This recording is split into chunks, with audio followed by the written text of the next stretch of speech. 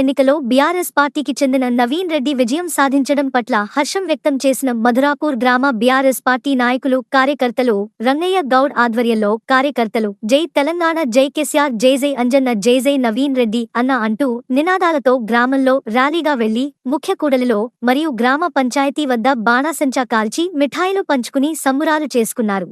సందర్భంగా మరి కేసీఆర్ గారు తెలంగాణ రాష్ట్రం వచ్చి ఈ రోజుకు 10 సంవత్సరాలైన సందర్భంగా కేసీఆర్ గారు మరి ఉద్యమం చేసి ఉమ్మడి రాష్ట్రంలో తెలంగాణ రాష్ట్రం తేవడం జరిగింది. కేసీఆర్ వచ్చినా కూడా ఎన్నో అభివృద్ధి పనులు చేయడం జరిగింది.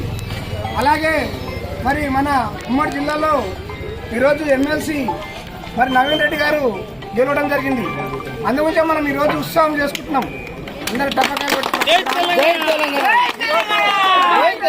మన జిల్లాకే మరి అందరు ఎమ్మెల్యేకు పెద్ద ఎమ్మెల్సీ మరి మన జిల్లా అంటే 14 నియోజకవర్గాలకు ఒక ఎమ్మెల్సీ పెద్ద కాబట్టి మరి మనం ఎవరం కూడా బీఆర్ఎస్ కార్యకర్తలం కానీ మన జిల్లా కాడికి ఎవరం భయపడేది అవసరం లేదు.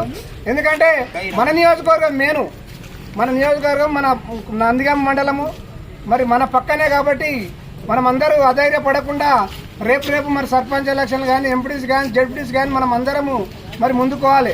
ఎందుకంటే మరి ఎన్నో ఉద్యమాలు చేసి మరి ఈరోజు ఉద్యమాలు చనిపోయిన వాళ్ళ త్యాగ ఫలంగా కూడా ఈరోజు మరి అర్పించడం జరిగింది.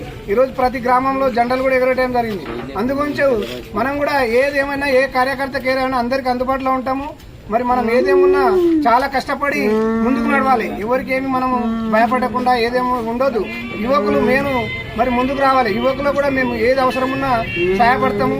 ఈరోజు ఏ ఎలక్షన్ ఉండని ఏది ఉండని వాళ్ళు కూడా అన్ని విధాలు ఆడతాము.